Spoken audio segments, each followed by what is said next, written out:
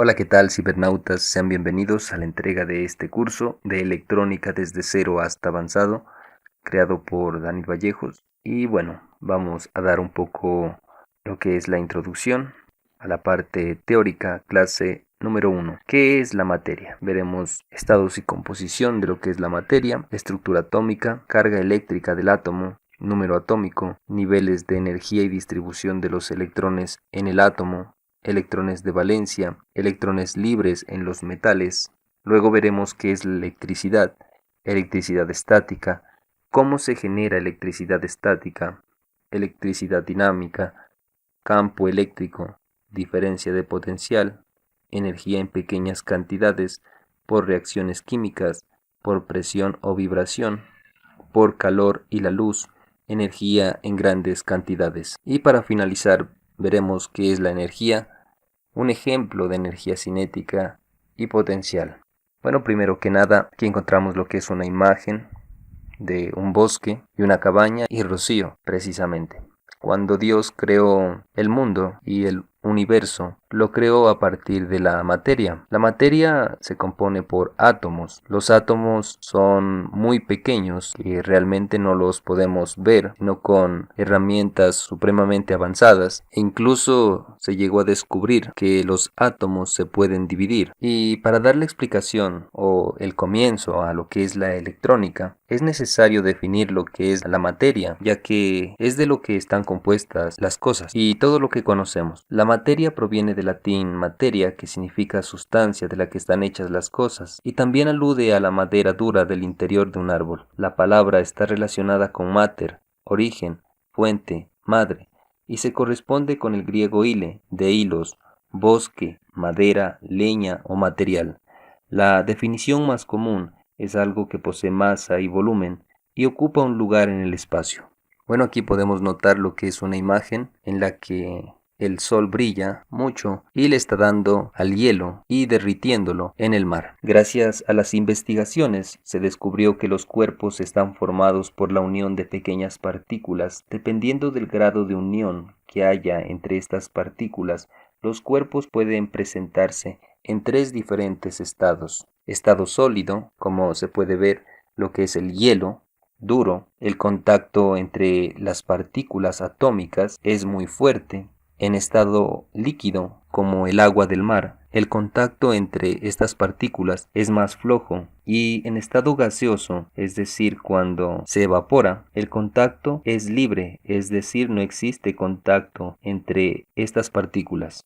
Las partículas pequeñas que mencionamos se llaman átomos y es de lo que está compuesta la materia. Si analizamos el agua, está compuesta por dos átomos de hidrógeno y uno de oxígeno. A esta composición la llamamos molécula. Esta constituye la parte más pequeña de cualquier cuerpo y conserva todas las características del mismo. En conclusión, todos los cuerpos están conformados por millones de moléculas de diferentes elementos químicos. Bueno, aquí notamos lo que es un átomo. Su estructura atómica se compone por protones, neutrones en el núcleo y electrones a su alrededor. La cantidad de protones es la misma que la de electrones a su alrededor. Los átomos poseen cargas eléctricas que ejercen en todas direcciones y gracias a ellas pueden atraer o rechazar otros átomos. Los átomos poseen una carga negativa del electrón dirigida hacia adentro y una carga positiva del protón ejercida hacia afuera.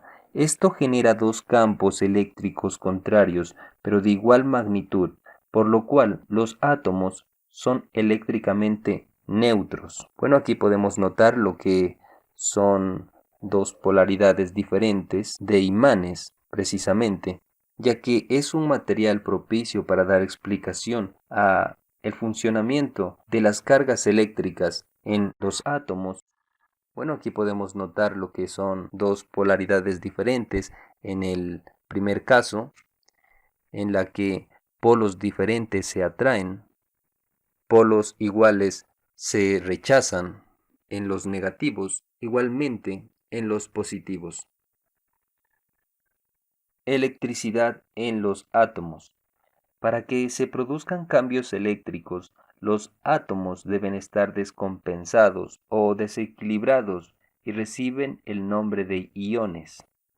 Un ion se forma cuando un átomo gana o pierde varios electrones. Pueden ser de dos clases. Ion positivo cuando hay más protones que electrones y ion negativo cuando hay más electrones que protones. Anión, carga positiva, y catión, carga negativa. Para que el átomo se equilibre es necesario igual protones y electrones. Así, el átomo cargado positivamente necesita de otro negativo, por lo cual crea una cadena de intercambio de electrones entre los átomos que forman un cuerpo. Por ello se dice, cargas iguales se rechazan, diferentes se atraen. Número atómico. El número de protones es igual al número de electrones. A esta característica se la conoce como número atómico. Ejemplo, número atómico del oxígeno es 8, porque tiene 8 electrones y 8 protones, y se diferencia del aluminio porque este último posee 13 electrones y 13 protones, es decir, su número atómico es 13. Niveles de energía y distribución de los electrones en el átomo. Conforme a la teoría electrónica de Bohr y la cuantificación de la energía, los átomos pueden tener un máximo de 7 órbitas o capas alrededor del núcleo, las cuales se denominan con las letras K, L, M, N, O, P y Q. Cada una de estas órbitas aceptan solamente un cierto número de electrones. Así, la primera capa K tendrá 2 electrones, la segunda capa L 8 electrones, la tercera capa M 18 electrones, la cuarta capa N tendrá 32 electrones, la quinta O 18 electrones y la sexta P 8 electrones. Y la última capa Q tendrá 3 electrones. Los electrones más cercanos al núcleo son atraídos con más fuerza por los protones que los que se encuentran en las órbitas más alejadas. Como los electrones que hay en cada órbita poseen cierta cantidad de energía, a estos también se les llaman niveles de energía, y la cantidad de energía depende del número de electrones que poseen. Electrones de valencia. Como notamos en la anterior explicación, los átomos poseen órbitas. Los electrones de valencia se encuentran en la última capa y esta define si un material es conductor de electricidad, aislante o semiconductor. Pueden ser un máximo de 8 electrones. Conductores de electricidad son los que poseen menos de 4 electrones de valencia, los cuales tienden a perder dichos electrones para lograr equilibrio. Estos materiales reciben el nombre de metales y son los más adecuados para producir fenómenos eléctricos. A este grupo pertenecen el cobre, que tiene un electrón de valencia, el hierro, 2 electrones de valencia, el aluminio, 3 electrones de valencia. Aquellos que poseen un electrón de valencia son los mejores conductores. También podemos mencionar el oro. Aislantes. Tienen más de 4 electrones de valencia, son llamados metaloides y como su nombre lo indica, aíslan, por lo cual son malos conductores de energía, como el fósforo, el azufre y el cloro. El fósforo posee 5 electrones de valencia, el azufre tiene 6 electrones de valencia y el cloro tiene 7 electrones. Y los que poseen 8 electrones, como el xenón, es muy difícil producir un fenómeno eléctrico. En los semiconductores, estos poseen 4 electrones de valencia y se encuentran entre conductores y aislantes. Ejemplo, el silicio y el germanio. Electrones libres en los metales. Los átomos se relacionan entre sí mediante los electrones de valencia. Estos pueden ser de dos tipos, enlaces covalentes y enlace iónico. Enlace covalente se produce cuando los átomos comparten sus electrones de valencia con sus átomos vecinos. Y enlace iónico cuando un átomo cede electrones a otro átomo. Cuando un electrón se escapa de un átomo, se le llama electrón libre. Este electrón fácilmente puede entrar a la última órbita de un átomo que ha perdido un electrón, generándose en aquel material una cadena de pérdida y ganancia de electrones. Pero no se produce corriente porque los efectos eléctricos generados durante este proceso se anulan. ¿Qué es la electricidad?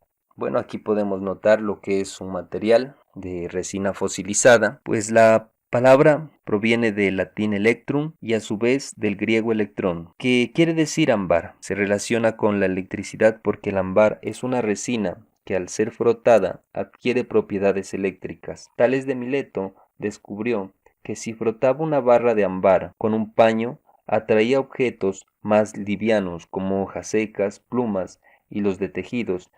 El concepto de electricidad se ha ido actualizando a lo largo de los años, gracias a los descubrimientos realizados tanto en física como en química y otras ciencias. Pero la electricidad no es más que una forma de energía que está presente en la sociedad desarrollada. Una definición más sencilla es: la corriente eléctrica es un movimiento o flujo de electrones a través de un conductor. Este movimiento no es posible sin la aplicación a dicho conductor de una fuerza llamada fuerza electromotriz, voltaje, tensión o diferencia de potencial. Se refieren a lo mismo. Bueno, aquí podemos notar lo que son unas torres y cable eléctrico, cobre precisamente, por la cual transita energía eléctrica. Como ya hemos visto, el cobre es un excelente conductor de electricidad, ya que posee un electrón de valencia. Y bueno, vamos a empezar a explicar lo que es electricidad estática. Y bueno, aquí tenemos lo que es un rayo. De acuerdo a la actividad de las cargas eléctricas, la electricidad puede clasificarse en dos grupos: electricidad estática y dinámica. Recibe el nombre de electroestática y, como su nombre lo menciona, se refiere a electrones quietos, es decir, sin movimiento. Se produce por la concentración de cargas en un punto de un material. Un material cargado afecta a los demás materiales que lo rodean, ya sea atrayendo o alejando dichos materiales. Todo material cargado positivamente tiene en él escasez de electrones, mientras que todo material con carga negativa tiene exceso de electrones. Estos materiales cargados tienden a volver a su estado de equilibrio y para lograrlo necesitan descargarse, ya sea desprendiendo energía o mediante acciones mecánicas. A este proceso por el cual el material contiguo adquiere energía se le llama inducción electroestática. Bueno, aquí podemos notar que las nubes, por el rozamiento con el aire, se han cargado de electricidad estática. Dentro de la nube podemos encontrar lo que es granizo, también hielo y agua. El movimiento de la nube con el aire pondrá lo que son los electrones hacia abajo y los protones hacia arriba dentro de la nube. En este proceso de desplazamiento, la nube buscará descargar esos electrones, por lo cual buscará la Tierra y el punto más cercano. La cantidad de calor que genera un rayo es casi 5 veces mayor que la del Sol, y los lugares donde deberíamos protegernos ante un rayo es dentro de un vehículo o en nuestras casas. ¿Cómo se genera la electricidad estática? Bueno, aquí tenemos la imagen de lo que es un gato rascándose o haciendo fricción con lo que es la madera. Y bueno, para generar electricidad estática el método más sencillo es por frotamiento. La acumulación de electrones resultado de la fricción puede ser peligrosa. Imaginemos que corremos con ropas de algodón y que tocamos un metal al finalizar la carrera. El rozamiento de nuestros brazos con nuestro tronco cargará nuestro cuerpo con electrones, por el cual buscará descargarse. Al tocar el metal soltaremos chispas y sentiremos un leve corrientazo. Este tipo de corriente quizá en algún momento la habrán sentido al tocar un metal. Para descargarse, lo recomendable es sacarse los zapatos y tocar con ellos el suelo o la madera. El primer experimento de generación de electricidad estática fue con ámbar, realizado por Tales de Mileto. Si el número de protones y electrones son iguales, este átomo es eléctricamente neutro. Si un átomo tiene más o menos electrones que protones, entonces tiene una carga global negativa o positiva respectivamente, y se denomina ión. Anión si es negativa y catión si es positivo. Cargas iguales se rechazan y diferentes se atraen. Como ejemplos encontramos lo que son los rayos, que son realmente peligrosos. También encontramos lo que son las máquinas para fabricar periódicos, los cuales usan una barra metálica a tierra precisamente para evitar el peligro en las instalaciones para los trabajadores. También encontramos otro ejemplo, son los carros que transportan gasolina, los cuales usan cadenas para evitar posibles incendios. Estas pequeñas cadenas se encuentran rozando en el suelo. La fricción de un material con el aire genera una carga eléctrica a dicho material y éste buscará descargarse a objetos cercanos con carga positiva. Electricidad dinámica. Electricidad de movimiento. El conde italiano Alessandro Volta, 1745-1827, inventó la pila eléctrica, 1799. Gracias a su descubrimiento se puede conocer lo que es en realidad un circuito eléctrico y lo que es electricidad dinámica. Bueno, aquí tenemos lo que es la imagen de lo que es el interior de una pila. Tenemos lo que es dos electrodos en los cuales tenemos un ion negativo y un ion positivo y también electrolito. En el interior de la fuente se produce un efecto químico el cual desequilibra los átomos de los dos bornes, quedando un borne con más electrones que el otro. Al hacer un puente entre los dos bornes de la fuente, los electrones sobrantes del borne negativo tratarán de irse hacia el borne positivo, ya que en este hay escasez de ellos, impulsando a su paso los electrones libres del conductor. Por tanto, los electrones libres del conductor ahora no se moverán en cualquier dirección, sino que serán dirigidos al terminal positivo de la fuente, originando así un flujo de electrones en esa dirección. Al impulso de la energía que se transfiere de electrón en electrón se llama corriente eléctrica. Esto solo es útil cuando se le hace desarrollar un trabajo a lo largo de un circuito eléctrico, ya sea un trabajo calórico, eólico. Es conveniente recordar que voltaje, tensión, fuerza electromotriz y diferencia de potencial se refieren a lo mismo. Campo eléctrico. Los átomos poseen líneas de fuerza eléctrica hacia adentro en los electrones y hacia afuera en los protones. Este es el origen de las leyes de atracción y repulsión de las cargas. Diferencia de potencial. El potencial es el estado en el cual se encuentra un átomo. Potencial negativo, encontramos más negativos que positivos. En el potencial neutro encontramos iguales protones que electrones y en el potencial positivo encontramos más cargas positivas que negativas. Esta diferencia de potencial se llama voltio, tensión o fuerza electromotriz, obligando a los electrones a moverse a una determinada dirección. Energía estática en pequeñas cantidades, por frotamiento o fricción. Por ejemplo, hablamos del experimento de Tales de Mileto. Hoy sabemos que es posible replicar dicho experimento con muchos materiales, como por ejemplo un globo y unos papelitos. Para que funcione, pasaremos el globo por nuestro cabello seco. Este se cargará eléctricamente y lo acercaremos a unos papeles y estos serán atraídos por el globo. Ejemplos: la fricción de un automóvil con el aire al desplazarse por una carretera, la fricción de una prenda de vestir de lana con la piel con la pantalla del televisor, el caminar sobre una alfombra. Manejar este tipo de energía en grandes cantidades no es posible. La generación de energía eléctrica por reacciones químicas ya lo vimos que es posible en la pila, por presión o vibración. Ejemplo de este principio son los tocadiscos que utilizan un pequeño cristal, pieza eléctrica como el cuarzo,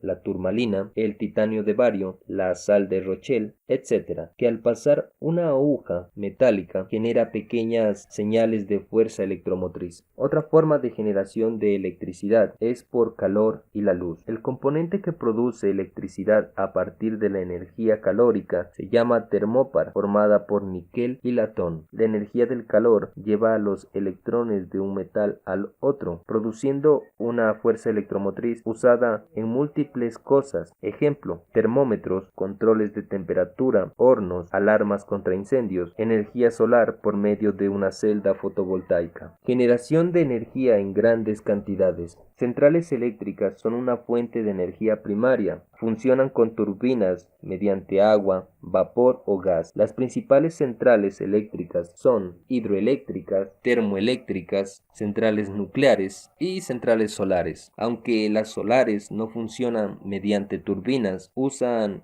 instalaciones de tipo fotovoltaica. Bueno, y para finalizar veremos qué es la energía.